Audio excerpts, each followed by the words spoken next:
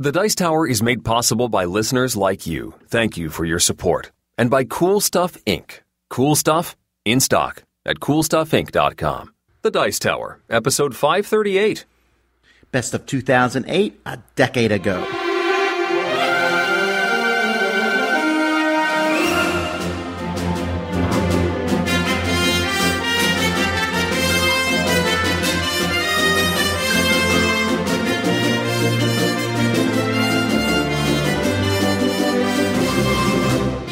Welcome to The Dice Tower, a podcast about board games and card games, and especially the people who play them. On today's show, Geoff presents a world in which games can be solved in seconds. Tom and I answer questions from the mailbag about magic circle etiquette, and we share an enraging tale of board gaming horror. Finally, we look back a full decade with our top 10 games of 2008. I'm Eric Summerer, and here's your host, the Tony Stark of board gaming, Tom Fassel. Now, I feel like you are doing this because the Marvel Universe, the cinematic universe, started a decade ago, but I think you also said the Tony Stark thing before. I think I definitely did. It's entirely possible I did it 5 years ago and just looked at movies from 2008 and said, hey, Iron Man, let's use that. But I still think it's apt. You're surrounded by technology. And you No, are I don't think it's apt because Tony Stark's a jerk. You're right. Not apt at all. The pause was too long. Note it in my little black book. Okay, folks. Well, welcome to the Dice Tower. I'm Tom Vassell. Hi there. I'm Eric Summerer. And this is... there's nothing I can do with this number. I was going to say like 538. I think I have to wait for 555 and 567. Or 543. Yeah, maybe we could do the big countdown episode. In 531 makes... Oh, no, we already passed that one. Okay, I don't know. I'm all loopy, folks, because January is a lot busier than you might think. Yeah. Well, first of all, we're running our Kickstarter. And unlike last time when I announced the Kickstarter, and it wasn't actually running, this time it is. So maybe you forgot about it. Maybe you were like, I'll get to it. You went to the internet, you're like, it's not there yet? I'll get to it later. Well, it is there now. Head to our website, Dicetower.com. There's a link there that will take you right to the Kickstarter. Or you can just type Dice Tower Kickstarter 2018, and your browser will bring it right up. Just curious, Tom, how much of your day right now is spent answering Kickstarter questions and various posts and stuff? It all depends on the day, right? A lot. There's a lot of Kickstarter stuff, folks, that happens behind the scenes. You don't see a lot of what goes on.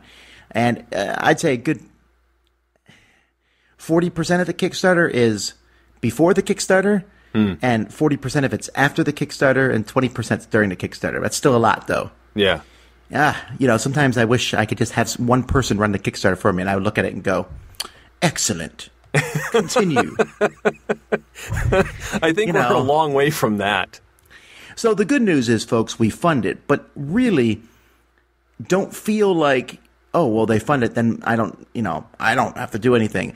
The more we get, the bigger the Dice Tower can be, the more, I've hired a 5th employee.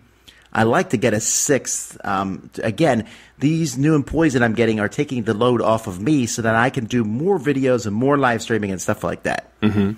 And so you're going to see a lot of good changes in the future. Our social media is going to be much more responsive because that's something I was doing and just wasn't really on the ball with everything else. Right. That's one thing that falls by the wayside. Yeah, well, again, I'm trying to cut all this stuff out. So, again, I'm not going to make a big, long pitch for it here, folks. If you think our show is worth sponsoring, then we ask that you just take some time, do it before it's too late, and go back our Kickstarter for 2018. There's also some cool gifts for you if you do so. Okay, well, also, you might notice that I'm talking in a nice low voice. That's because it's freezing here in Florida, I believe. Wait. What exactly is freezing for you? It's like, well, right now, it's dipped below 70. Actually, it went down in the 30s, which, yes, for the rest of the nation, that's nothing. For Floridians, they, fell apart. Right. You want to know what the temperature was here yesterday? -22. Again, I understand that. I'm just saying that everyone here got sick because they're used to balmy weather. All right. Fine. And that includes me, I guess, to some degree. Mm-hmm. Also, once again, why do you live there? Because it's nice in the fall? It's nice here almost all the time. Yeah, all right. You know how many times I turned my heater on this year? Once. 3. Well, I mean, this year that would actually be quite a bit, considering the year's only like 8 days old. Actually, it has been twice in 2018 already. Wow. We're falling to pieces here. We had our fireplace fixed today. Now we have flames. We didn't for a while. That would be a good background to a video. It would be. Would be. You have to have like a jacket on, a pipe. I know you don't smoke, but you don't have anything in the pipe. It would be Maybe a bubble those, pipe, I think. I was just going to say one of those bubble pipes. Yeah. And just get a real thin mustache. Sit there. Welcome, children. Sure. Yeah. If we were doing like a video series of Tales of Horror, that's probably what I'd do. Oh, that would be a good intro. Welcome. Come on in. Sit down. Take your shoes off. Put these chains on. All right. Let's talk about some games. I want to start off by talking about chains. Yeah. I want to delve into a little bit of the... I want to talk a little bit more about Unlock vs. Escape. Or versus Escape. Versus Exit? Did I say exit? Escape, I meant exit, yes. Yes. There's still one unlock I haven't done. It's a submarine one. Okay, I liked that one. Okay, well, I'm sure. I mean, it might be fantastic. I'm not going to say one way or the other. I have played 2 of the 3 new unlocks, and I've now played 5 unlocks and 6 exits. Gotcha. And I'm probably going to play the last unlock soonish, right? Mm-hmm. It's not a big deal. They're pretty easy to get to the table. Unlocks are actually a little faster, I think, than exits, but I digress. I'm going to go back to that in a second. I do want to say that the pirate-themed unlock, I forget what it's called. Tonopol's Treasure. Was easily my favorite unlock in the series, not even a close second. I agree. That's a really fun one. Because it actually felt closer to a Time Stories than it did an escape room. Okay. And the final puzzle, while I feel like it was telegraphed fairly early, to the point where I said, this is going to happen, and it was a whole lot easier than it could have been. I think they could have made it harder, the final puzzle. It was a satisfying puzzle. Yes, quite. I enjoyed that final setup. And it made extensive use of the app more than the other ones have done so far. I don't know if the submarine one does also. There's an interesting timing aspect to the submarine one that's cool. Okay, but this one, this is not really a spoiler, I guess. This one uses what they call machines. Mm-hmm. You'll get to a machine card and unlock, and you will type in is this the only one that's done it? No, this is all part of the new generation. The second wave uses machines, which are a lot more involved with the app than the first wave was. I don't think there was any machines in the cabin in the woods, or the... I'd have to go back and rerun it. I don't think there was any in the haunted house one or whatever it was. If there was, it was a very simple machine. Anyway, the way the machines work is you find a machine card, folks, and you type a number in.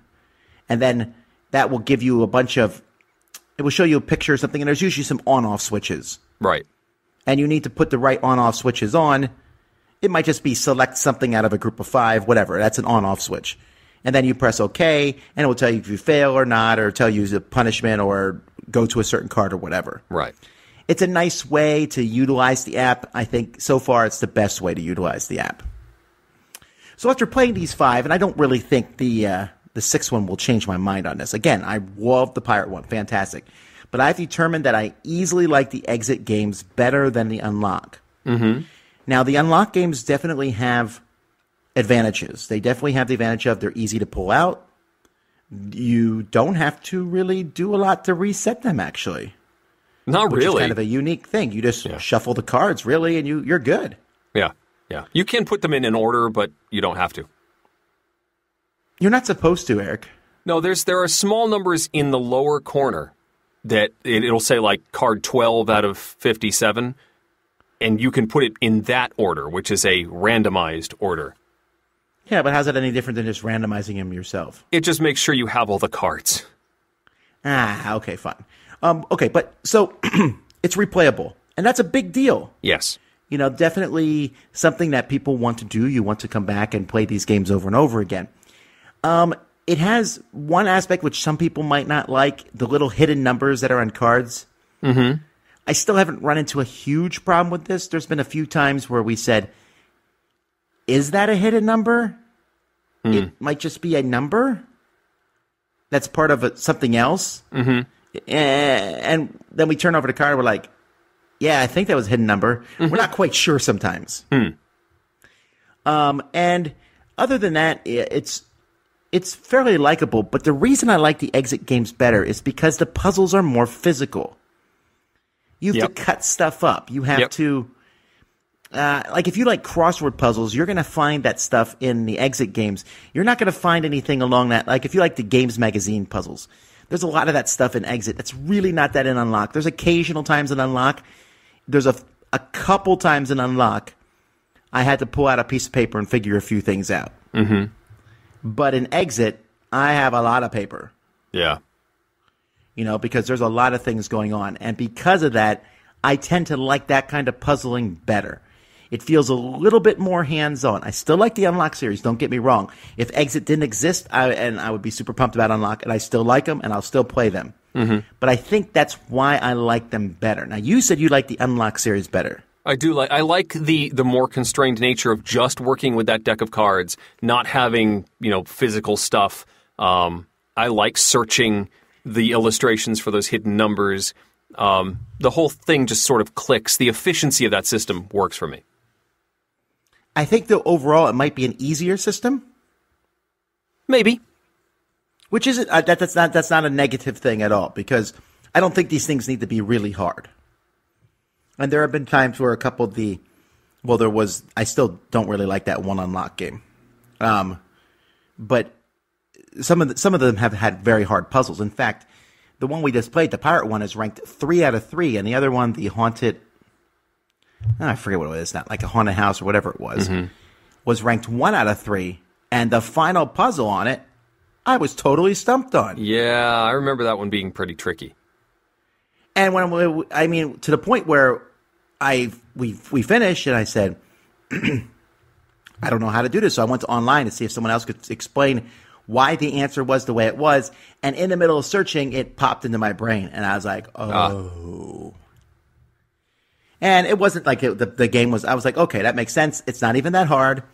I can't even, I'm not complaining about the thing. It's just that we all missed it. Right. Sometimes if you're not thinking the right way, you're just going to miss. And that's the case with all of these. Yeah, honestly, the ratings on them, you can pretty much throw those out the window. Yeah. You really can, because there are some I'm like, well, that was harder than that one for sure. There are some in the Exit series, like the Egyptian pyramid one is definitely harder than the other ones. But I've met people who said it wasn't that hard. Yeah. It all depends on if you spot the patterns, if you're thinking along the right lines. Yeah, it varies. All right, well, that's my thoughts on Unlock and Exit. I'm still planning on playing all the new ones from both of them. I still think it's a fantastic series. It makes me so happy, that new ones are coming out. I'm waiting to see who the next one is. I'm super pumped about this Kickstarter I backed about this. Did I tell you about that? No. I might have told you about it on Dice Tower tonight, but I've totally forgotten about it. Well, I'm actually pulling up Kickstarter because I actually forget what it was called. It's called Simulacra Games, the Wilson Simulacra. Wolfe. I'm sorry? Simulacra Games, thanks. The Wilson Wolfe Affair. And it says, receive a crate full of seemingly innocuous goodies, find hidden clues, solve puzzles, and unearth a worldwide conspiracy. Well, that sounds fun. Yeah, well, you get this, and it's like stuff from it looks like it's the 1930s. And there's all sorts of, there's like little cartoons, like Felix the Cat cartoons. Huh. And so they're showing you like this one where there's a poster, for example, and a guy's putting a lighter in front of it, and it reveals a hidden message. And in the one, there's like a little jigsaw puzzle maybe you need to put together. There's a Viewmaster in one of the packages. I think that might not be the one I got. There's a map and all sorts of really cool things, like maybe a card that you can peel part of the card away, and there's another card underneath it. Huh. I'm really pumped about this. It looks really cool, and so I actually went in for it was like 3 packages, silver, gold, and platinum. and I just couldn't do the platinum. Which looks like it has the Viewmaster in it, but whatever. I did the gold, and I'm pretty excited about this. A lot of stuff. It's not a cheap thing, but I'm hoping it's really cool. Anyway, you tell us about a game. I shall. I finally got a chance to play Azul, one of the big hits of last year. This is a tiled drafting game for 2 to 4 players. You have all these little clusters of tiles in the center of the table, different groupings of 4 of them. And on your turn, you can choose to take all of one color from any one of these groupings, and you're trying to fill in rows on your mat. That once you have filled them up, at the end of your round, that will allow one of those tiles to go into your master board. You have sort of a mosaic that you're trying to build of the 5 different colors. You have a 5x5 grid. You're trying to fill those in. And you are eventually going to score points based on how many of these rows and columns you fill in. In fact, once somebody fills in a whole row, that ends the game. And you get bonuses for getting, say, all of the blue tiles on your board. You get bonuses for creating entire columns, for completing rows. Also, as you place these things on your board, you get additional points for placing tiles next to other tiles. So if you keep your stuff clustered well, you're going to score more points. It's a very simple game in execution, but it has some real depth in the way that you interact with the other players. Because drawing one grouping of tiles, if you take the 2 reds from a cluster, you send the remainder into the center. And you can also draft from the center, but anytime you take tiles, you have to take all of a color. So you might be forced to take extra tiles, which will cause you to take negative points. You can force other players. You have to take something. You can force other players to take clusters they don't want. And watching what other people are doing, what they're available to take, what they can take onto their board is a big part of playing well, even though an individual action is very simple. The pieces are gorgeous. The gameplay is neat. I'm very happy to have played this. I'm not quite on the point that I'm buying it yet, but I would certainly consider it as a gift if somebody was looking for a good family game. Azul, I really enjoyed. Well, I'm glad you liked it. Do you like the look and theming of it? I do. It doesn't have much of a theme. It's a pretty abstract game, but the pieces, the quality of the components is really nice. These plastic tiles have a gloss and sheen to them. They really feel like you could be making mosaics out of them. They're pretty cool. Yeah, cool. I do like this game, and I have to say Plan B has like the magic touch right now. So far, they're 2 for 2. No, or they're more than 2.5 that for 2. because they have pretzel games. That's true. And their games have been like 3 for 3. And we have seen the fact that they got Eggert Spiel, which has some pretty solid games itself. Okay, fine. I'm just saying. Okay, so I'm at You Betcha. You Betcha is a party-style game, which I'm going to steal all the cards out and use in other things. In fact, I used one of them for my New Year's Eve game show. It's like top 10 lists, maybe top 20 lists and things like that. And the way it works is, let's say, states that have 4 letters in. Okay, that's one of the cards. I think there's 11 of them. And then we go around the table. How many can you say? So Eric says, I can say 4. I say, I can say 5. Eric says, Susan says, I can say 8. We keep going till someone says, everyone passes but one person. Then that person has, I don't remember if it's 30 seconds or a minute to say as many as they can. I think it's like a minute. Okay. If they're correct, before you do this, everyone throws a chip into the pot. And then whoever bets on it, let's say Mandy says she can do it, and she throws 8 chips in the pot. She can say 8. Then she has to do that, or that pot split evenly amongst everyone else. If she's correct, she wins the pot, plus the amount she bet comes from the bag too. Did that make sense? I think so. Yeah, so that's the way the game is. There's a couple times where you secretly will bet, like you'll have a whiteboard and you'll write 3, and you just all show your bets, and whoever bet the highest gets it. And then there's an all play where everyone just writes out as many as they can, and you get points for however many you get correct. I like the quality of the game. It was a Kickstarter. It looks really well done. The components are very nice. I like the thought that they put into these lists. They have 4 categories. One of them sports, and I'm not sure sports should be an entire category, but sports, pop culture, worldwide stuff, and I don't remember what the 4th one was. But, there's different things. The problem is with the game is the initial bidding thing is slightly flawed if you have an egotistical person as part of your group. Not an egotistical person, but someone who can't stand not being involved. Okay. No. This is actually a real thing, right? So Eric is a conservative person, so he'll sit there and go, I think I can only do 5. I'm like, 6. And then this person will just say, Jason. Jason says 7. And I'm like, I think I could do 8. Jason's 9. He'll outbid me no matter what. Okay. Because if you outbid everybody, you get to play. Right. So you can win this game passively. You can win by never outbidding other people. And then the only time you will have played is in the all play when that's rolled on the die. You roll on a die and it will tell you which kind to do. Right. And the all play, I think, is maybe the best act. The auction thing sounds good, but in essence, there's that flaw in that if someone really wants to be the person to do it, they're just going to outbid people. Sure, if they're wrong, they lose, but they had the fun of doing it. Yeah, okay. And I believe our, not R&R, what's the company that makes the David and Goliath and all those little games? Not Game Right. Who makes all those little kids games? Like Monkey and, not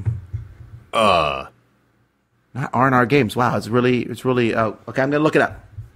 Sure. I haven't gotten enough information to know what we're talking about yet. They made a game called Geek Out, and it's made by Playroom Entertainment. I don't know why the art was in my head. Right, there we go. Playroom Entertainment. Yeah, the Killer Geek Bunnies Out. people. Yeah, that's what I should have said, the Killer Bunnies people. So they made Geek Out, which is a very similar thing. And again, it runs into that problem with just that over-anxious person or people. It's not just necessarily one person. Yeah.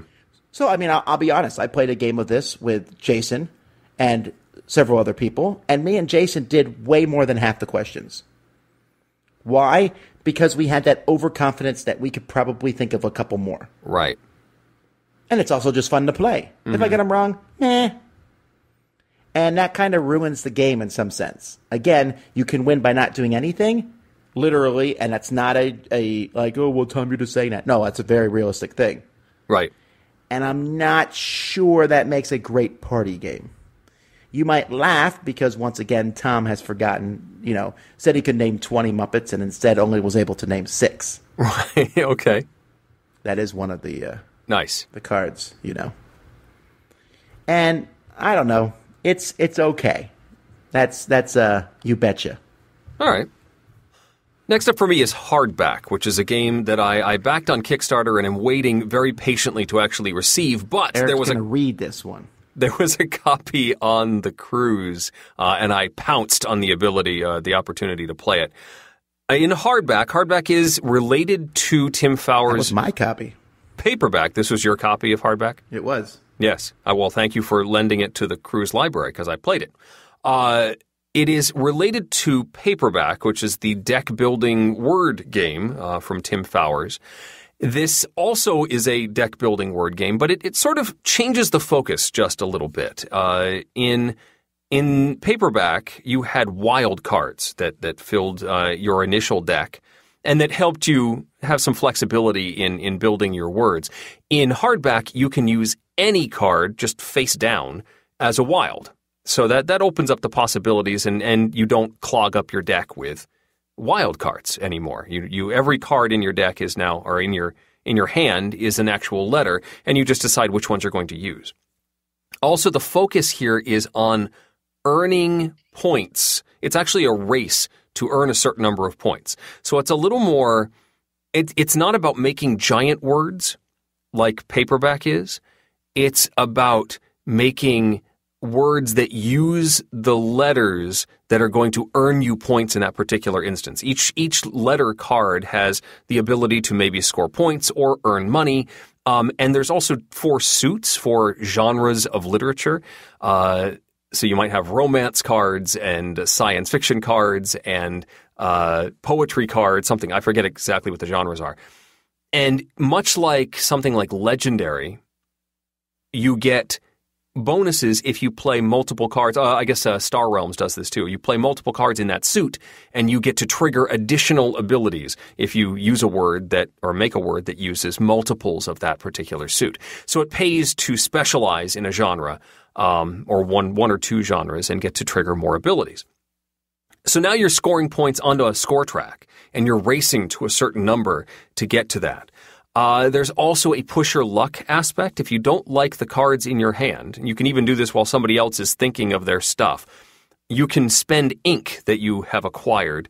You can actually spend some of your coins instead of buying cards. You can spend it on ink, which you then can spend to draw additional cards. But the push your luck aspect is that the cards you draw using ink, you have to use in the word you build.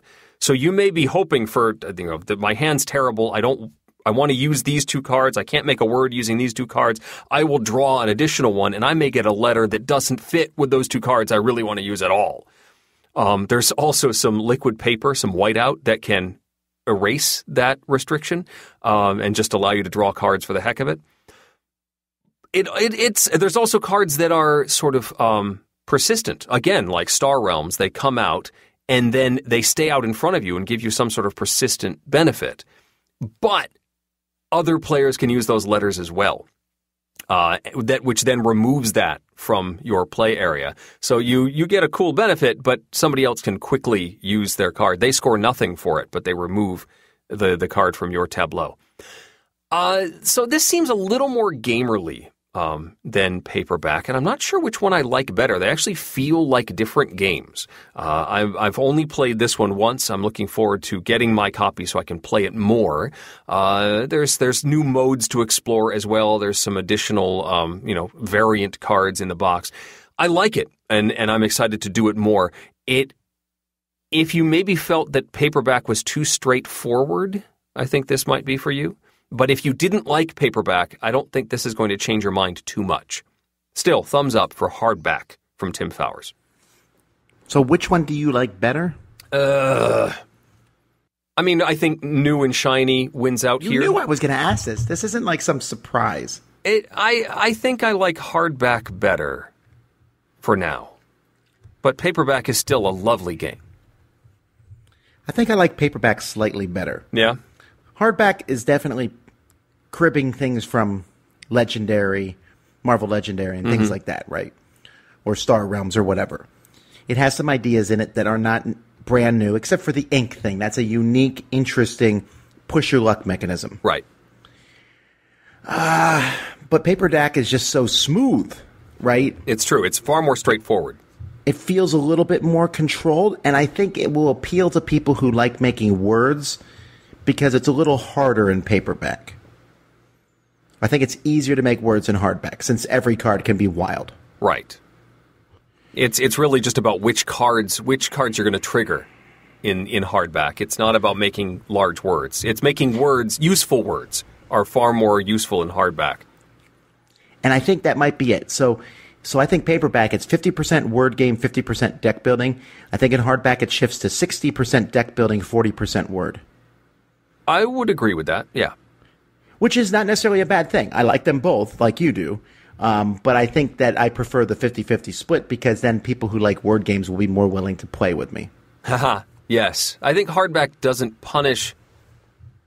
It doesn't reward giant word vocabularies as much as Paperback does. All right, I'm going to talk real briefly here about a game from Richard Brees and R&D Games called Keyper, Keyper. This is in his Key series. The last one he did in the Key series was actually Cathedral. Keyper, which has keeples in it, which makes me want to gag every time they say that in the rules. They're meeples. Wasn't Keyflower part of this series? Did I say Cathedral? You said Cathedral. Yeah. Oh, I'm sorry. I meant Keyflower. That's Right. the last one. Yes. Yeah, there's also Keytown and Cathedral and Keydom. Key Market. Key Market. None of them have really had a huge hit for him. The Keytown, I believe the first one was redone and made into Aladdin's Dragons from Rio Grande. Right. Except for Keyflower. That one has done really well. It's in the top 100 games at Board Game Geek. That's all well and that's cool. This one's the sequel. I don't know where this one's going to fall. I like this one. I don't love it, but I like it. It has some interesting mechanisms. So in this game, you are placing workers out on your turn, and you're going to do different things. So you're trying to get points at the end of the game. So you're getting resources and using those resources, turning them into other resources, like your typical Euro game. But there are many different. The board is made up of. The coolest part of this game is that the board is made up of one of those folding paper thingamabobbers. And by that I mean the board is made of 4 parts, or 1 part per player. And at the beginning, you fold it in such a way so that a spring thing is showing. But it can fold. It's like a little magic paper. I don't know if you've ever seen this as a kid. Like you fold it in half, and then you fold out the outsides, and then you fold it upwards, and it just keeps folding forever. Okay. Do you know what I'm talking about? I'm sure your kids have got these at some point in school or somewhere where, like, it keeps making different pictures, and it folds in 4 pieces, and then the outside and the outer 2 flaps fold in. And then you fold it up, and suddenly the inside part folds out, and it just keeps folding and folding and folding. Well, some of my listeners are going to know what I'm talking about. I kind of know what you're talking about. Sure. So the way this game works is you have these 4 boards, and you set them up in a specific way at the beginning of the game. And during the game, you're going to place out your different colored keeples on the things. And I'll get back to that in a second. But you also have your main dude, your Keyper. And when you place him on one of these 4 boards, at the end of a round, all the dudes on that board are your dudes that you put out for the next round. So it's interesting because you can place him early, and then no one's going to go to that section anymore, right? They're not going to give you, free workers to put out the next turn. But if you wait too long, you might be stuck with one that doesn't have as many.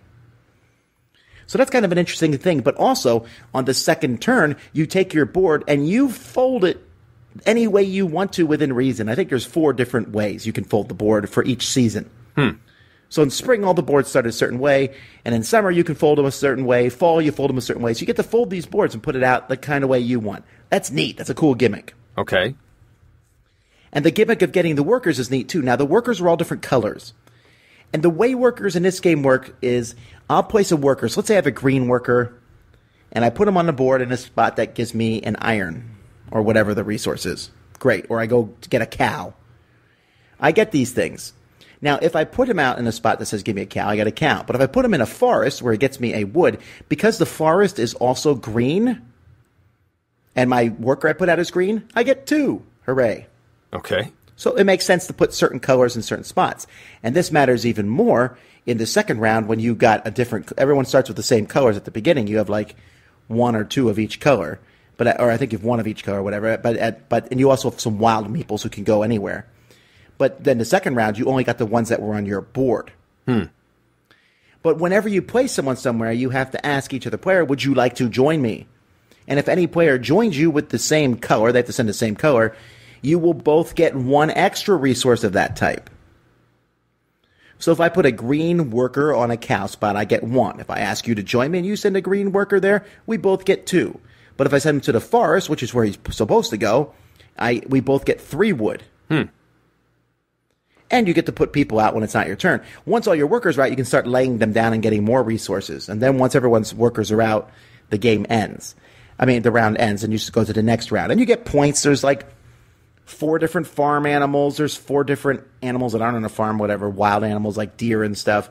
There's resources you get, and you can build buildings and put them in your area in front of you, and only you can put a worker on those spots.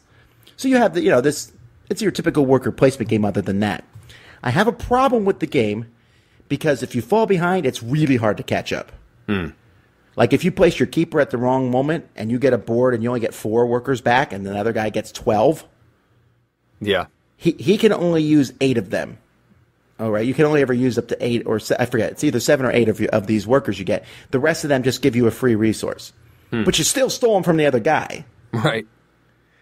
And so it's really hard to catch back up that happens to you. If you have a really bad round or you just you mistake when to place your keeper.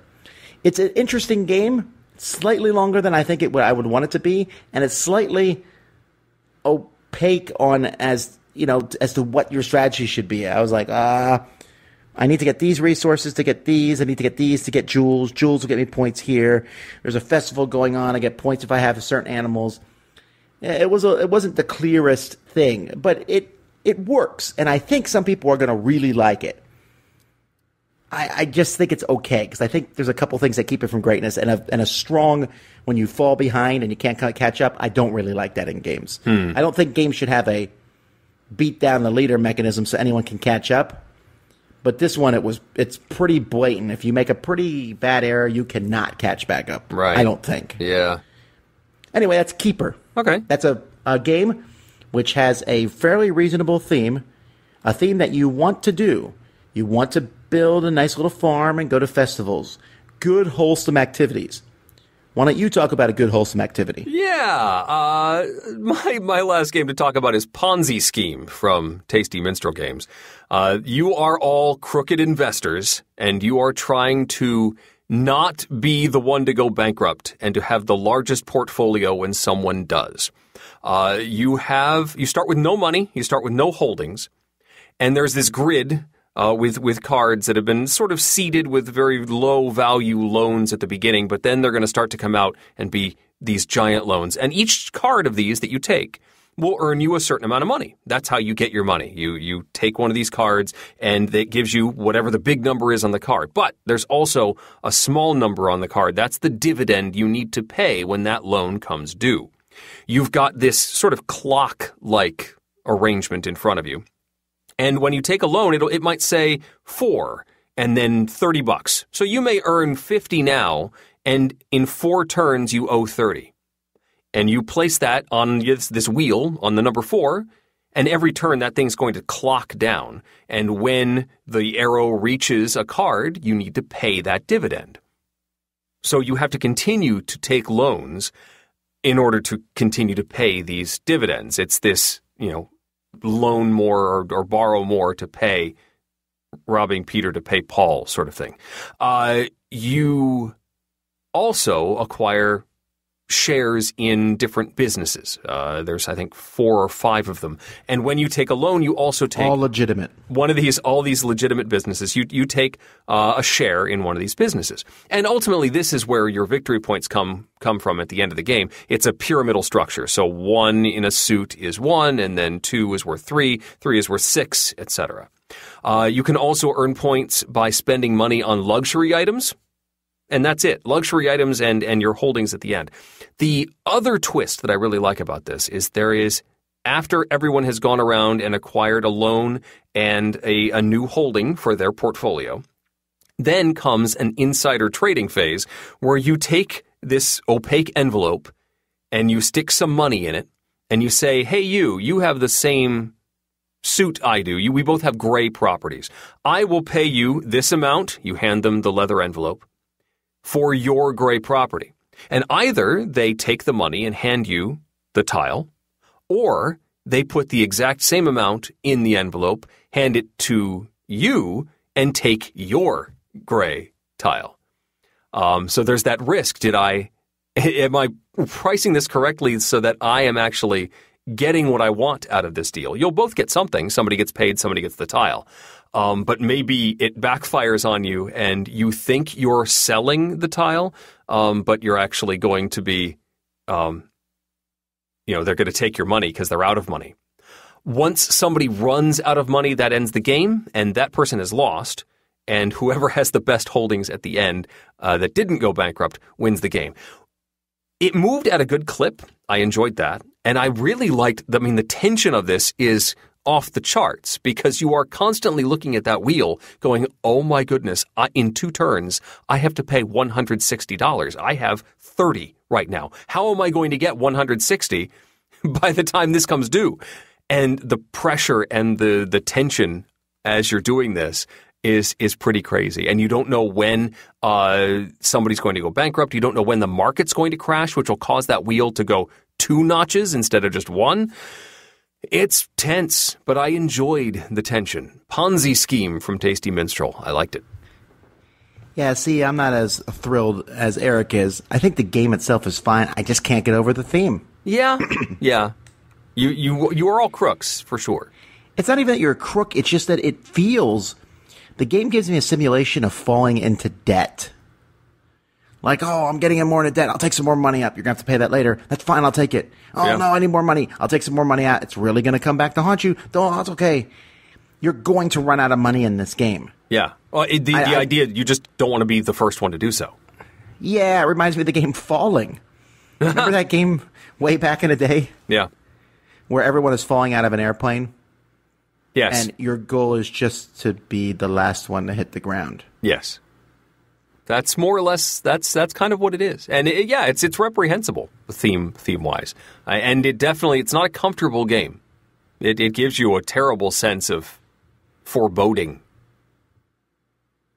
But no, there are a few games that do that. So, I mean, it's certainly unique. All right. Well, enough of talk about games. Do you think this is a board game show? Yes. Well, I just want to say, folks, we are going to announce our conventions for the year. Give me another couple episodes to have that together. I'm almost done, but we'll tell you soon. Meanwhile, let's listen to Geoff. 3, 2, 1,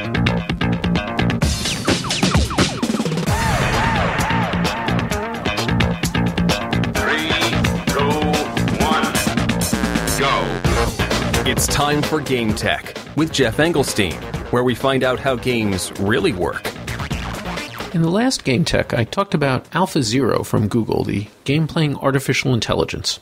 But for those who missed it, AlphaZero was simply told the rules to chess, shogi, and Go, and then played itself over and over again to improve. It was not given any sample games or strategy tips or anything. It just started out playing random moves and then gradually refined its play. And after playing against itself hundreds of thousands of times, it was able to beat any human, as well as the best AIs on the planet, and this took less than 24 hours. So what does this mean for the gaming community, for designers and players? What if I have a magic box, and after I develop a new version of my game, I just feed the rules into the magic box, come back a day later, and it tells me the absolute best strategy for it? Now, on one level, this would be incredibly helpful as a designer. Playtesting for balance is probably the toughest part of the job and leaves you open for failure. The Ares project, my first design, had 4 wildly different factions with tons of different cards and combinations, and my son and I were scared to death when we released it. We were really nervous that in spite of all of our testing, all the times that my daughter found some broken combination and we fixed it, that there was still some dominant strategy lurking out there that people would find. And this happens. Perhaps the most famous being the Halifax Hammer strategy for Martin Wallace's A Few Acres of Snow. Now that's something that an AI playing the game hundreds of thousands of times would probably have found. And even organizations with huge resources have this issue. Last year, Wizards of the Coast had to ban several cards from Magic the Gathering tournament play due to balance issues. And Hearthstone, from Blizzard, frequently has to nerf cards shortly after release, as they dominate the meta. So, from that perspective, it's great. It will help protect me as a designer from releasing a game with a dominant, broken strategy. But, and I'm still processing all of this, so I'm going to hedge a little bit here, part of me is worried about this. Now, first off, one of the things that I enjoy about playing games is the sense of discovery from mastering a system. That sense of growing mastery is one of the things that keeps me coming back to a game, or gaming in general. If Magic Box has already figured out the best way to play, does that cheapen or diminish that enjoyment? Well, probably not. The situation already exists to a big extent with most popular games. If I want to, I can do lots of reading up on strategies before ever sitting down to play for the first time, which I don't do usually. So this could be classified as trying to prevent spoilers before seeing a movie or playing a legacy game or something like that. And plenty of people read chess books or poker books or whatever, and that doesn't diminish enjoyment. Nobody thinks that new players should have to reinvent chess openings from scratch. Now also, just because you have an AI that is really good at playing a game, doesn't mean that the way it makes decisions is easy to parse or can be pulled out in simple rules of thumb that the average player can use. And I can watch the games being played by superhuman AIs, but my play will probably be a pale imitation of it. It'll look like their game on the surface, but I'm certainly missing tons of threats and potentialities that the AI is reacting to. I always feel this way when I replay games of Go played by masters. There are tons of layers that are below the surface that I just don't see. Now, I think this may actually be a bigger problem for games like Magic the Gathering, where deck preparation is done prior to the match. Net decking, or just pulling down pre-made decks off of the internet, is a rapidly growing issue. I was talking to my son about this, who is a big Magic player, and he says that the time between the release of a new set and the hive mind player base figuring out the best decks just keeps shortening. This also has led to the banning of more cards lately. Things just get solved faster. If I have an AI and I can just feed it the new Magic cards, and after 24 hours it spits out the best decks, that could really be a game changer in the Magic tournament world. Yes, there's still skill in playing those decks and some rock, paper, scissors elements in deck selection, but a tool like that would fundamentally change the competitive landscape. And the possibility of AIs like this, probability, I guess, at this point, leads to a really interesting philosophical discussion about what balance is, what it means, and the difference between actual balance and perceived balance. And I'm going to talk about that next time. This is Geoff Engelstein with GameTek. So I fear that Geoff is starting to get into a dystopian future sort of theme. He's going to write we can't do 19 anything. 2024. There you go. And this is going to be, no one plays board games anymore. We open a box and we look at Jason and he goes, "That's how you win." And we go, "Okay," and we put it away. That was fun. Move on to the next one. Alexa, solve game. And now, another tale of board gaming horror. Gather round, children. Each Christmas time, our family tests the limits of our goodwill by playing Survive, Escape from Atlantis. As anyone who has played Survive will know, it can be downright mean, especially when you throw in the expansion that I'd recently acquired. Now, not only could you terrorize other players' meeples with whales, sharks, and sea serpents, but you could also use the giant squid to pluck them off dry land as well. So, as we gathered round the table and placed our meeples onto the sinking island of Atlantis, alliances were quickly proposed. The kids immediately drew up a non-aggression pact and made threats toward me, their favorite uncle. My wife and her sister Mary also decided to cooperate wherever possible, leaving myself and my brother-in-law, Tom, outside of any formal alliance. The game began, and we all dashed for the lifeboats. Tom took a risk by placing 2 of his meeples in one boat and cast off in a bid to reach dry land. His wife, Mary, went next and used a tile she had acquired to place a whale next to Tom's boat. Then she picked up the creature die and rolled the whale symbol. Without hesitation, she took the whale, rammed Tom's lifeboat, and tipped his meeples into the water.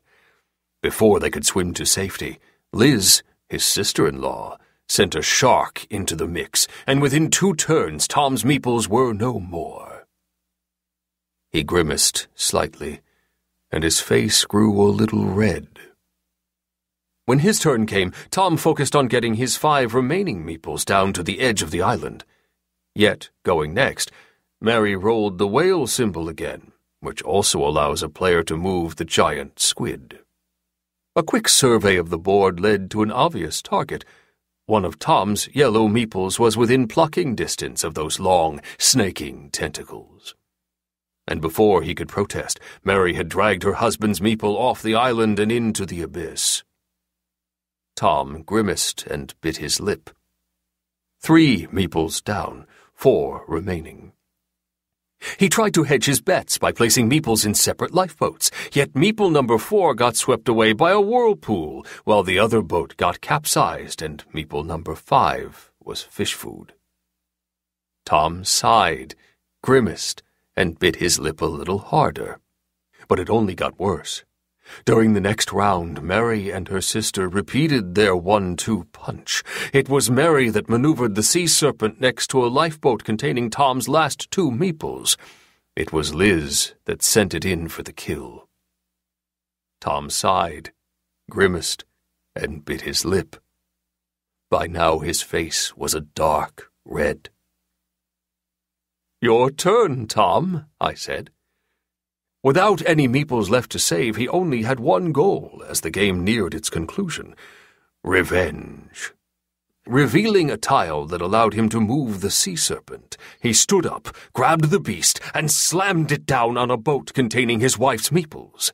Then, holding the sea serpent like a hammer, he raised his arm above his head and brought it crashing down again. His wife's meeples bounced and skittered across the board, yet still Tom rained down blow after blow as if he were exterminating an infestation of cockroaches. The entire table sat in silence, unsure what to do, as Tom hammered so furiously at the poor meeples that I was worried he would leave a meeple-shaped dent on the board. Finally, after another 3 or 4 blows for good measure, he tossed the sea serpent aside, and with a smile of revenge on his lips, sat back in his chair. We looked at one another. No one dared say a word, until, finally, I piped up and said, Tom, you can only move the sea serpent to a vacant sea space, so actually, that was an illegal move."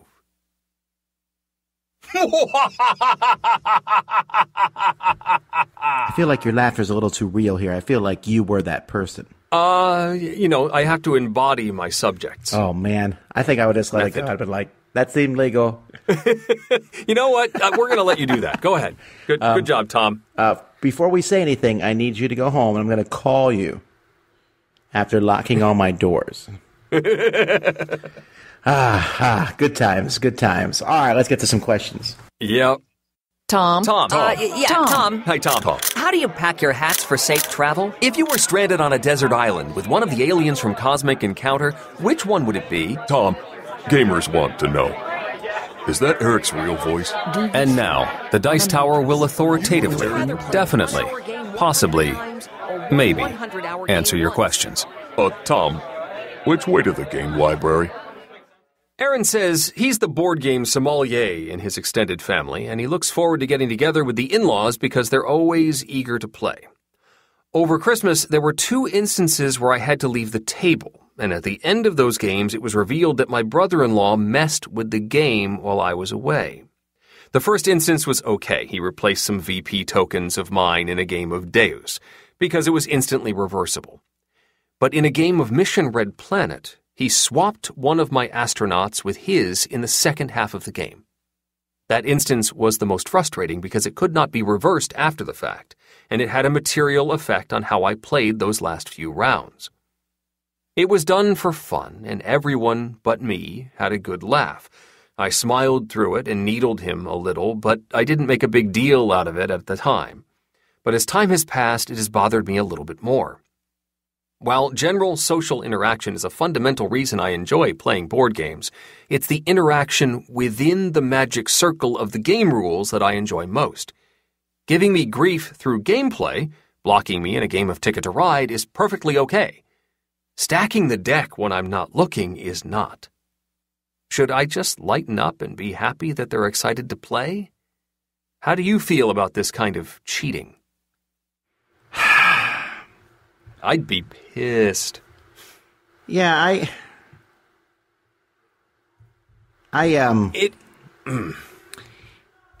Yeah, see, the thing is, I'm all for lightening up. This seems like a funny thing one time. Yes. And a funny thing one time where it's like, look what we did. Ha ha ha. You were about to move. Just kidding. Let's move the pieces back. We took a piece off the board when you weren't looking. I've actually done this sort of thing before. Where I'm like, what? Half your money's gone? What? Here it is. Just kidding. Ha ha ha. Let's go on with the game. This sounds like they're actually cheating. Yeah. And then laughing or later really, on. It's not as much cheating as it is disrespecting the game. Like, okay, this is how we're going to have fun. We're going to mess with you. Well, you're super serious about this game. We're going to do this stuff that's going to, like, totally mess up the game. And, yeah. I mean, we're all having fun, right? Ha, ha, ha, ha, ha. Smack them all. Yeah. And that's really... the magic circle phrase there is really the key. It's that the rest of the group, or at least this brother-in-law, is getting something totally different out of this game and wants something totally different out of this game than what Aaron is wanting out of this game. I gotta wonder, though, are they doing it because they know it really ticks you off? I'm sure. Yeah, I think you need to have an honest conversation about it. Well, Matt has a very similar problem. Yeah. He's playing in a Blood Bowl game. There's a league of, they're playing in a league, etc. So Blood Bowl, if you don't know what it is, it's kind of like football, except you attack other people and try to kill them. So he's basically done with this game. His opponent, he's losing to his opponent. The game's almost over. His opponent doesn't have a lot left to do. He's going to win the game. So he comes over, finds the guy's stunned player laying on the ground, and basically kills him.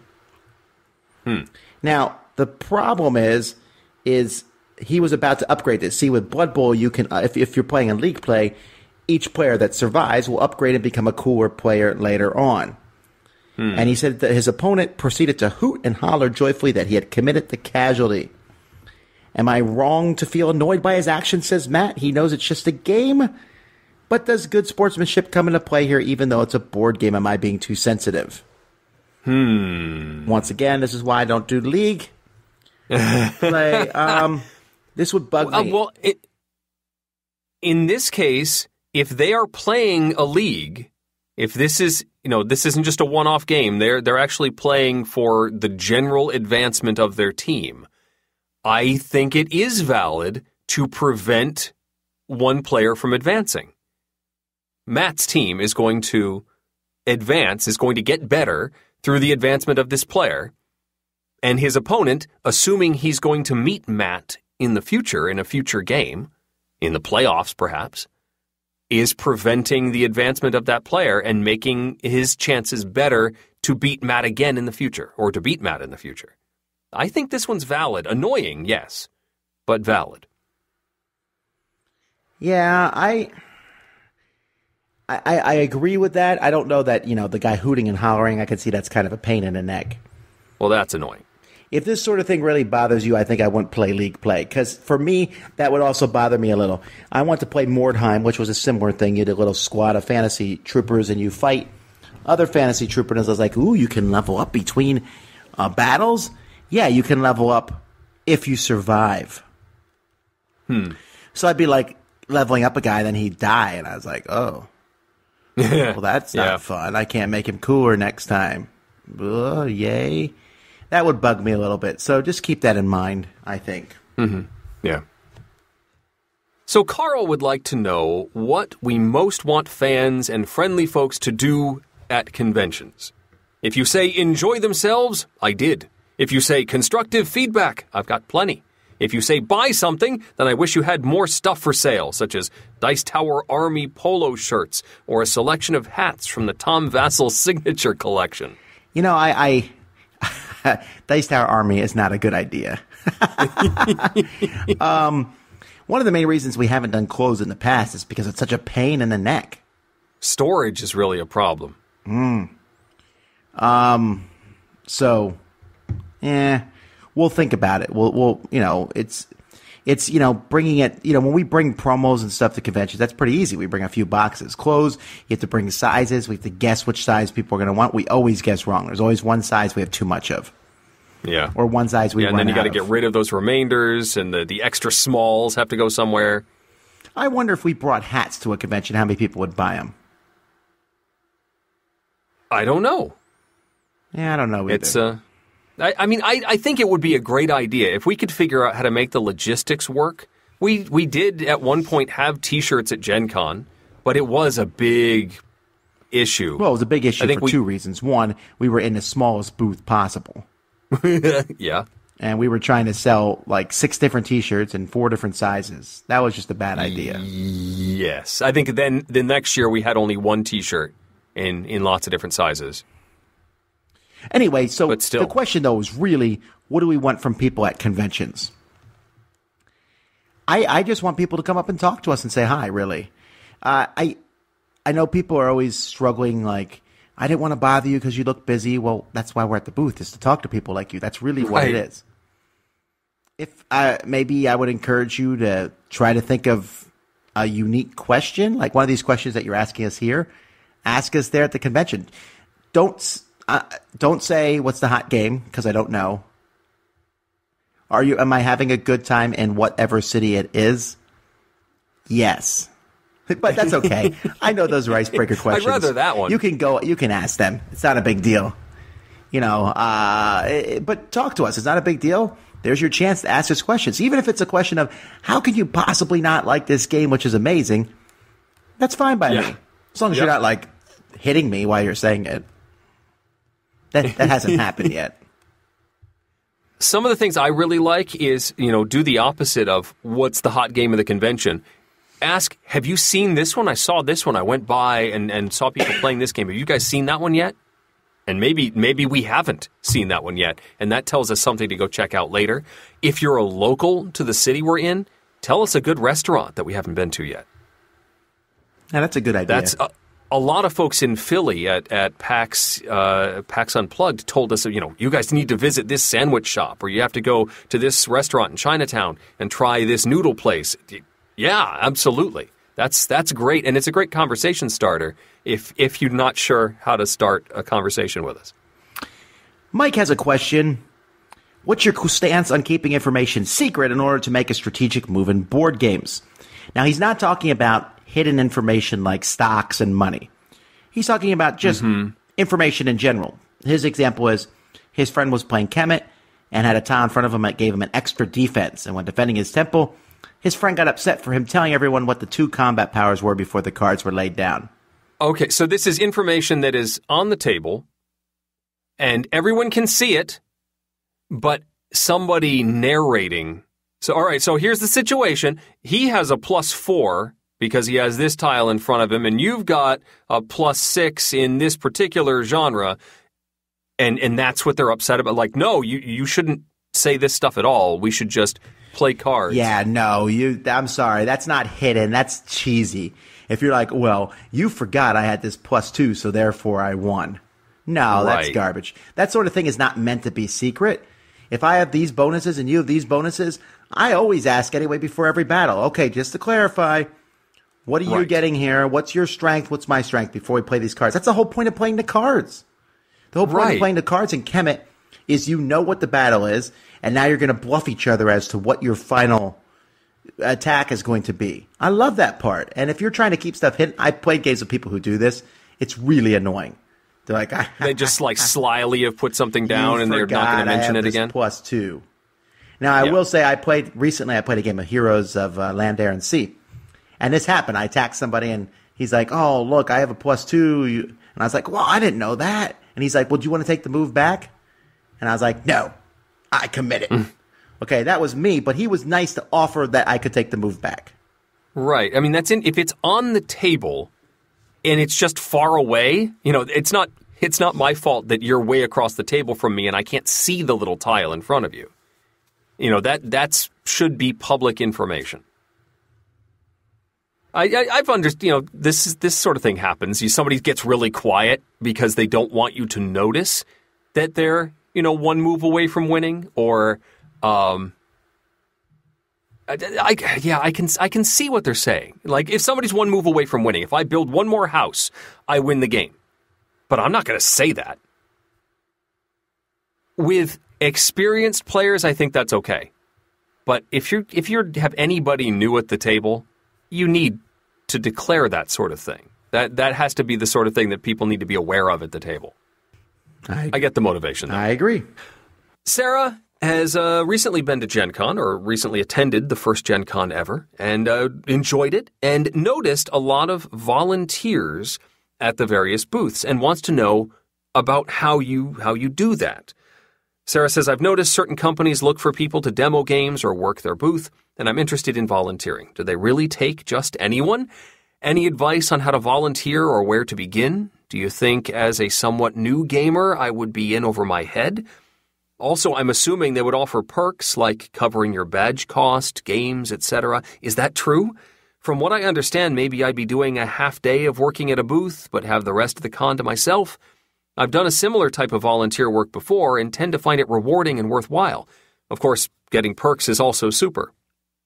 So, is there a general way that volunteering works, or does it really vary company to company? It's getting your foot in the door. That's the hardest part. Once you volunteer and you do a good job, I promise you the companies want you back. Other companies might notice. But true. I always notice before conventions on different forums, some companies are like, we're looking for someone to help. They almost always say that. They usually can get you a badge to the convention. I don't know that they can get much more than that at the beginning. They might give you some games. I don't know. I don't want to promise on their behalf. If you do a really good job, it could eventually lead to an actual job in the industry. That's how our friend Pete Shirey, he just started volunteering for Asmodee, I think. And pretty soon was running a whole section for Asmodee. Simon noticed that and brought him on board and then eventually hired him. Yeah. And that has happened more often than not. There's contributors on the Dice Tower who are involved with us because they helped us at conventions and things. It's the act of volunteering. But I'll tell you this about volunteering. If you want to volunteer, it's always best to have some sort of idea of what you want to volunteer for. You know, sometimes people say, hey, I want to help you. I'm like, great. What do you mean by that? Well, what do you need? A lot of things, but I don't really know what you can do. Yep. If someone says, hey, do you need someone to watch your booth at a certain convention? I might be like, yeah, you know what? I could use that, actually. Or I might not. But it's always best to ask specific things. Yeah. As far as volunteering at a convention, also know that you will be committed to a certain amount of demoing. I don't think, like if you're talking about a 4-day convention like Gen Con, I don't think you get a badge for simply 1.5 day of work. I think they're going to be looking for you at the booth for a few hours a day. Oh, I thought she was saying half day each day. A half day, maybe 1 day? Yeah, I don't think so. They're going to make you work maybe half day each day is what she was asking. But yeah, you're going to be committed to a certain amount of time because those badges cost money to the company. They really do. They need to get their money's worth for the badge that they're providing to you, or whatever other perks they're providing. And some do. I know Fantasy Flight has a whole system of volunteer time. They log your hours, and you can trade it in for store credit at the end of the event. It all varies from company to company. But if you're going to be getting a badge from a publisher, you are going to have to put in a good number of hours during the course of the convention. Yeah, just realize that those badges cost for the publishers almost always either the same or slightly less than an actual badge for the convention. And they also they're taking responsibility when they bring you on. Because if you mess up, they get blamed. If you're bad as a volunteer, it's on their head. Yep. Yeah, because you're wearing their shirt or hat or demoing their game. All right, well, enough questions. Let's jump back a decade. I was only 31. It's a Dice Tower Top 10. The Dice Tower's Top 10 list is sponsored by Cool Stuff Inc. Cool Stuff Inc. Cool stuff in stock at coolstuffinc.com. A decade ago, I had only 5 children. All right. I had 0 at this point. At this point in 2008, I was like a week away from having my son. Wow. Melody was 7, about to turn 8. I was pretty involved in the board gaming hobby. I was not full-time in 2008, but I was definitely talking a lot about board games. Eric, were you on the show in 2008? I don't think you were yet. I was on the show. I was not a co-host, but I was certainly doing things. My voice was around. I was definitely still going to Origins. I lived in Korea in 2008, so I was flying back, and I went to one convention. I remember that because of some of the games. I remember years by games, and I remember distinctly a few of the games that came out this year, for sure. 2008 is in the top 5 years of gaming, I think. There are some very good games. And I remember my first Origins was 2009, but a lot of these games from 2008 were still being played at that point. So I have fond memories of my first Origins playing many of these. Wait, you were at this Origins? I was at the 2009 Origins. That's where we first met. Aww. But 2008, a lot of the 2008 releases were available at That's right. Some of the 2000. In fact, your number 10 was the Game of Origins, I believe. No, it was not. Your number 2 was. There but we go. Your number 10 was another hot Game at Origins of 2009. So, let's get started with your number 10. Number 10. My number 10 is one of the early worker placement games, Stone Age. I've actually still never played the physical version of Stone Age. I always play either the app version or the like an online computer version. But you're cavemen, and you are increasing the size of your tribe, getting food for your tribe, and collecting various tools that are going to earn you bonuses at the end of the game. It's a little mathematical. You can really almost figure out the probabilities and the point return on a lot of this stuff. So it's a little spreadsheety for me, but still it... Really? This is too light of a game to be spreadsheety. It feels that way to me, at least. Maybe it's because I've always played it on a computer. And so you can look at everybody's scores and know what they're going for and all that stuff. And anyway, Stone Age, number 10, lovely game. My son, my youngest, my 6-year-old, enjoys playing this one. He really likes feeding his people. It's his favorite thing.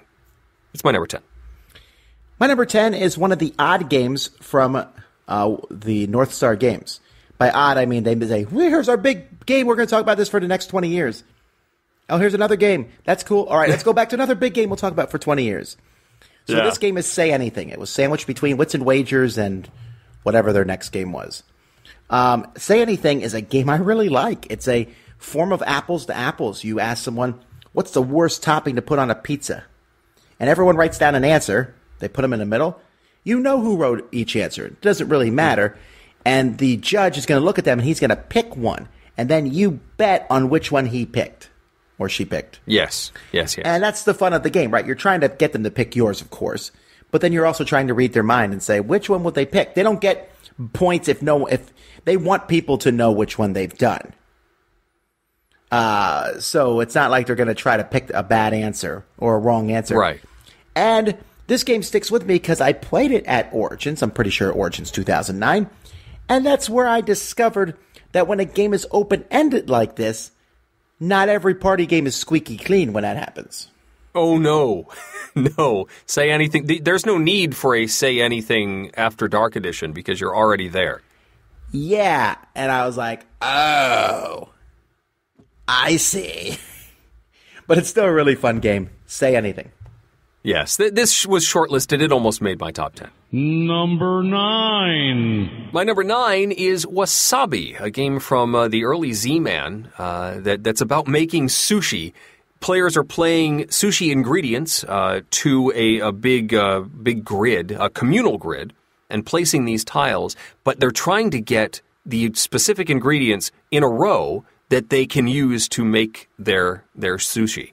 And if they do it in the, I think, exact order, they do it with style and get some wasabi cubes that can give them special powers. The components of this are really what push it over the edge. You've got a menu that holds your recipes in it, and you've got these nice little bowls that hold the wasabi cubes. Really nice production that brings the theme together. Wasabi, number 9. Yeah, I like Wasabi a little bit, not as much as everyone else does, though. My number 9 is higher on Eric's list because, well, he just simply got a better roll than me. Number 8. My number 8 is not on Tom's list. I don't think he likes this one very much. But the Princess of Machu Picchu. Princess of Machu Picchu is a Matt Gertz game that instead of the rondelle has a map that represents the actions you can take. And so you're moving your figurine around this map and triggering actions to get resources and eventually march your guy up these temple steps to score tiles. It has an aspect with like a variable endgame scoring. Either the Spaniards attack or they don't. And if they do, scoring works differently than it does if they do not attack by the end of the game. And you are so you may be pushing one endgame or the other, much like Liberté. If you are okay, let's not like Liberté, not at all. Just want to clarify that. Okay. Anyway, it's a rondel without a rondel. And I enjoy it. My number 8, Princes of Machu Picchu. I really hate this game. It's a fake rondel. I mean, it's not a fake. It's a hidden rondel. They're trying to deceive you. That angers you for some reason. I'm fine with it. Now, what angered me is I hated the fact that this theme meant 0 in this game. I'm not a huge rondel fan anyway. I mean, I don't hate them, but this one, I was like, where can I move? Wait a minute, I can only move to this next thing. This is a rondel. What? I've been tricked. No, it does anger you. You're really upset about this. My number 8 is higher on everyone else in the world's list. So we'll talk about it then. Number 7. My number 7 is higher on Tom's list. So I'll just stand here in this town square and just listen to the wind rustle. My number 7 is Giants. This is the game that made me notice that Matago was a company. 10 years, I think, since they've been making their basic pieces for the different factions, different molds. Nowadays, that's not a big deal, right? If a company does that, you're like, that's pretty cool. But when they did it, it was like, what? You can do that? This Giants is an Easter Island game in which you are rolling these big, giant, massive stone-headed statues on logs and trying to get them to the outside of the island. It's a very good game. There's a lot of good strategy to it.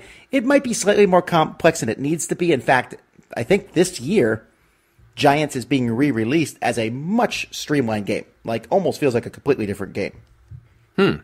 I played an early version of it last year.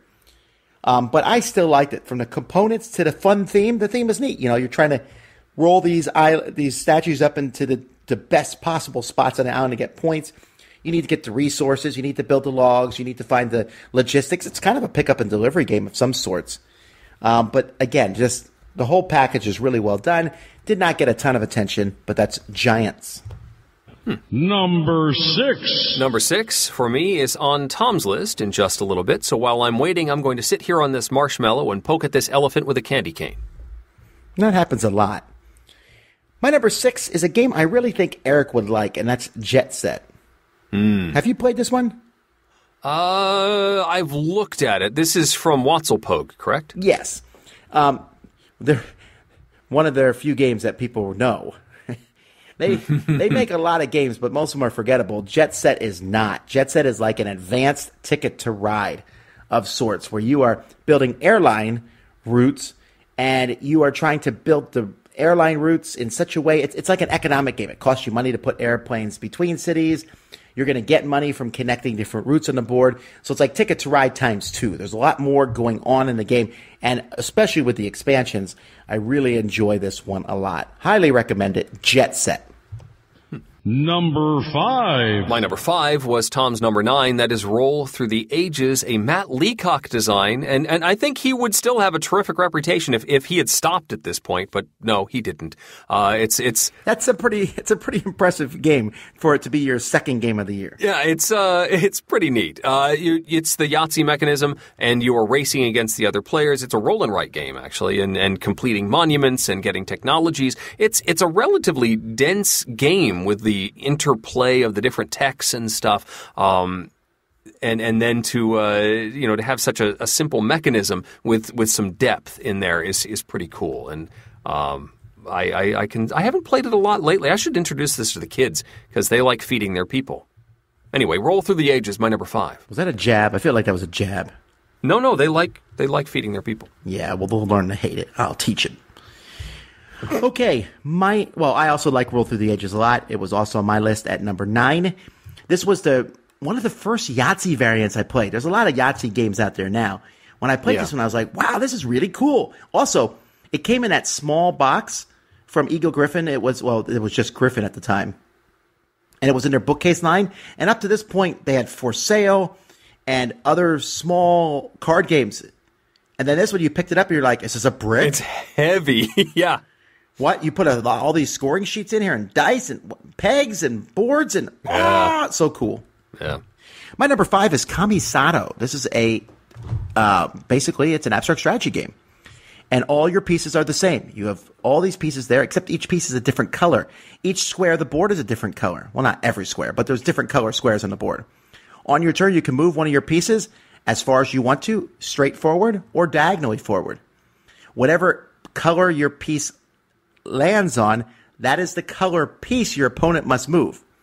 And you keep going until one player manages to get one of their pieces to their opponent's end line. That's it. There's a more complicated way to play where once your piece gets to the end line, you reset. And now that piece can only move 5 spaces and blah, blah, blah.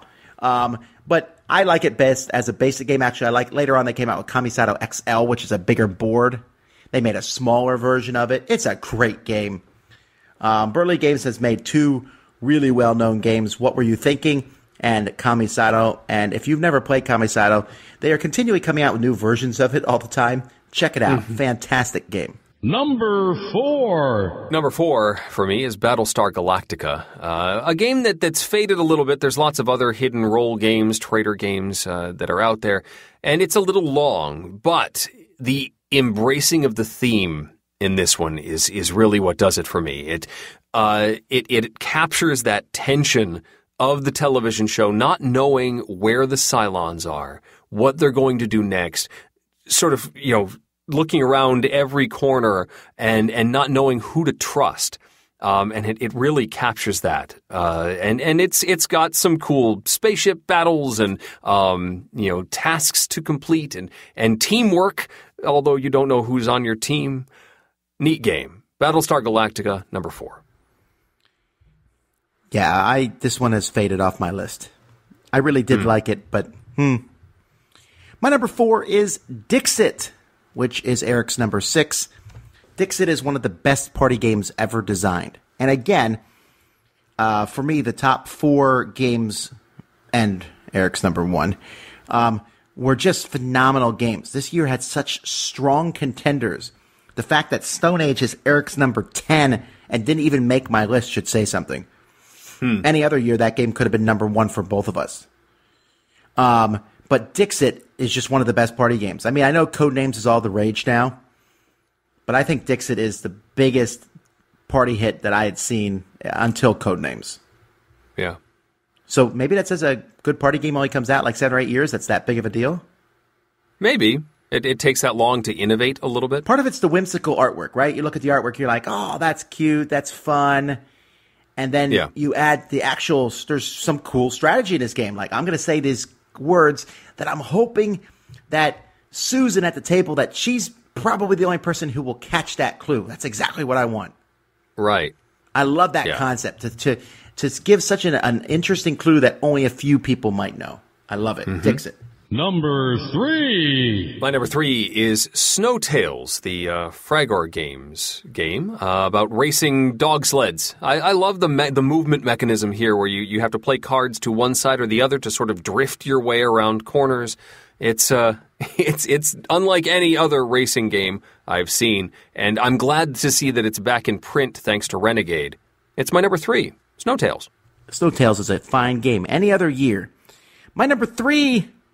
Oh, it's actually higher on Eric's list?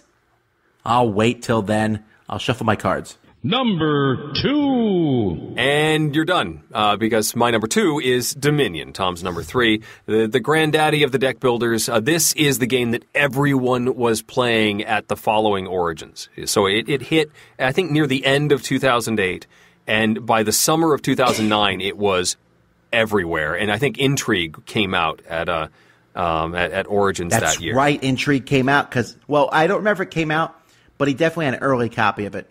Because I remember that Origins, I almost ran over to someone to play it. Oh, I was talking to some people, and I saw Jay Tumbleson. I was like, "See y'all later, bye."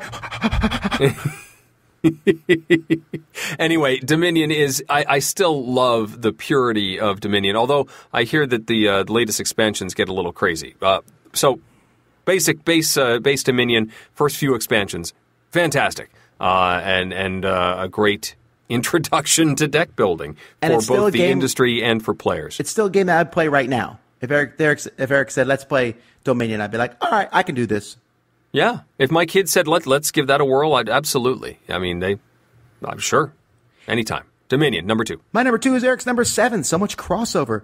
Ghost Stories, one of the greatest cooperative games of all time. And yet, such a simple concept. It essentially is tower defense. These ghosts just keep on coming and coming and coming. And you are fighting them off using strategy, dice, and special abilities. It's extremely thematic. The ghosts are super scary if you look at their cards too closely. Don't do it.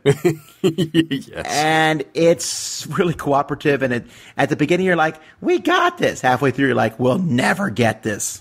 But I've beaten it at least 5 times. To be fair, I probably played it 50. Yes, I agree. It is a scary game for sure. It's one that I don't necessarily want to play with the kids for a while. I did, however, let my brother borrow it to take it to his game club meeting and introduce it to a whole new group of folks. So it's still has a life beyond life, continuing on. And finally, number 1. My number 1, Tom has alluded to, and it was also his number 8. That's the original Pandemic. The other Matt Leacock game on my list. When this one first hit, I was just totally smitten. I loved the clockwork behind it, the fact that you'll see cities come up and get infected, and then the epidemic card comes up and everything resets. And I know those cities are getting hit again. Can we get them prepared in time? Can we, get our people to where they can contain this epidemic? It's such a great game and works well with families, and then it has spawned so many variations that I'm still loving to play. Pandemic, the granddaddy of the co-ops, in my opinion, and my number 1. Yeah, I mean, there's no argument. Pandemic is a fantastic, amazing game that has changed the industry. This brought cooperative games into the full front. We now have had a decade of amazing cooperative games. But my number 1 game, which I thought I was going to play this with Eric on a cruise, and I forgot I said I was going to. Ha! You still need to play this game. I played it with you once. Oh. But I think it was only half of a game. I think we had to abandon it to get to a show or something. Well, it's Le Havre. It's an amazing game. It's Uwe Rosenberg's best game. Period. End of discussion. Don't even argue with me. Although if you say Feast for Odin or Cavern, I understand. They're both excellent games also. If you say Orin Labor and Agricola, you're wrong, but you can make good points for those. Really, he makes a lot of great games, but Le Havre is my favorite. I've talked about this one ad nauseum. It's just a wonderful game. I do need to play it. I have no opinion on it right now. For whatever reason, that first play, it didn't solidify anything for me, and so it's a null value right now. Yeah, we'll get you there. All right. Sure. Let's see what the people say. I actually cut 2 out of the people. No problem. If you look these up, you'll see that they're in that year. One's Formula D. That was number 9. That makes sense, but actually it's the same game as Formula Day, which came out much earlier than that. Right. And number 8, Cosmic Encounter. Yes, it's been 10 years since we've had this great, marvelous reprint of Cosmic Encounter, but it was just a reprint. Cosmic Encounter actually came out in the 70s. Right. But that's fine. I'm mentioning them both. Number 10, you could even make an argument for number 10 not should it be on the list. That would be Time's Up Title Recall, as that was just a reskin of Time's Up. And if we don't include that, then we would say number 10 is actually Roll Through the Ages. Ah, okay. Number 9 is Say Anything. This surprised me. I didn't know anyone else played this game. Number 8 is Space Alert, which is an interesting one to put. CGE, the cooperative real-time game that used a soundtrack. Yes, I considered this one. It made my short list, but I don't think it's aged terribly well. The learning curve was very tricky on this one. It was, and also it would probably be a good app at this point. Number 7 is Ghost Stories. Like we said, 6, Battlestar Galactica. 5, Le Havre. 4, Dixit. And the big 3, in fact, let me look at the votes on these. I think, no, actually, Dixit and Stone Age were pretty close together in votes. They were both very far ahead of Le Havre, and then way ahead of both of them was Dominion and Pandemic. Although, Pandemic whoops Dominion. I was surprised. I think in 2008, this wouldn't have even been a contest. Dominion would have won. Pandemic's an interesting game because it got buzz when it came out. Ooh, this fun cooperative game. But it wasn't like blowing everyone's minds. but each year it's just stayed so successful and has been constantly growing. And when they made the second edition of it, because Z-Man had it, right? And Z-Man didn't really make a big deal about it because at this point Z-Man was publishing like 20 games a year. And so Pandemic was one of the games Z-Man had. And suddenly people were like, this game is amazing. And they liked it much. So that's why I say 2008. Just the two-punch of Pandemic Dominion alone makes it an amazing year. Because as much as we like 2017, I don't know that there would be a two-punch of maybe Gloomhaven. I don't know what the second game would be. Right? That just made that big of a splash. Dominion and Pandemic are two of the biggest games that we are still talking about 10 years later. That are still being played at conventions and are still having expansions and variants made for both of them. Yeah. Dixit is holding pretty steady. Stone Age, I think, just got a reprint. Le Havre, Battlestar Galactica is fading, but that's because the license, it has its license. Ghost Story, Space Alert, Say Anything, none of those games are like holding as strong. But still, Pandemic Dominion and Dixit alone are still easily able to be gotten. Yes. It was a great year. A great year. It was. And I didn't even look at what my games were back then. Did we make a list about this 5 years ago? I'm sure we did, and I also did not do that. We should probably go through that list. Well, let me pull it up here real quick and see the top 10 games from 2008. Nope, that is a list I just did a few days ago. All right, I found it. So in 2008, I did it with Sam Healey. And so when I did it with Sam Healey, I had a much different list. Biblios and Pizza Box Baseball. War for Adoth was on my list. Android was on my list. Agricola. Oh. Why was Agricola on my list? I must have counted Agricola as being part of 2008.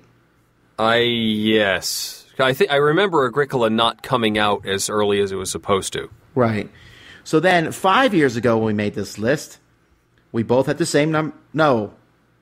Yeah, we both had Le Havre and Pandemic as our number ones. I had Dominion as number 2. So did you. Okay. Was that the same as this year? Yes. You had Snowtails as 3, same as this year? Yes. You had Battlestar Galactica number 4? Wow. Yes. Ghost Stories number 5? No. What was your number 5?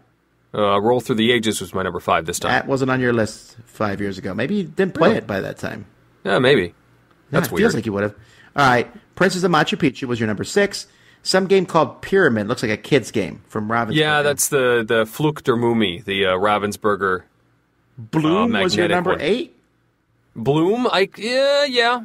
I've let that one go since then. Ulrich, Weg der Civilization. I played this game. That's not that great of a game.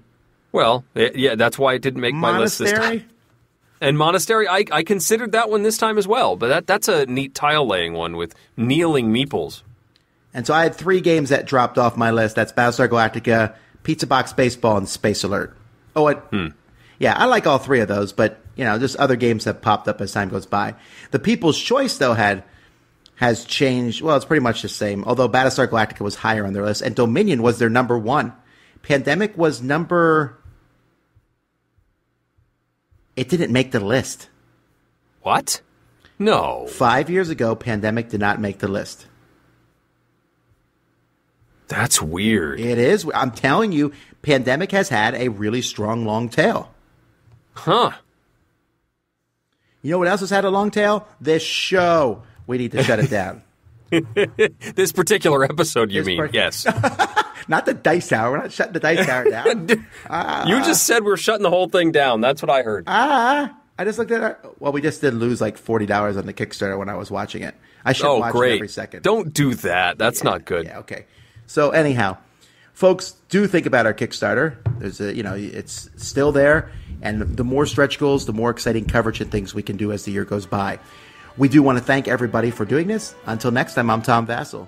I'm Eric Summerer. And you've been listening to The Dice Tower. Thanks for listening. Promotional consideration has been provided by game publishers in the form of review copies of games. This episode, number 538, was recorded on January 8th, 2018.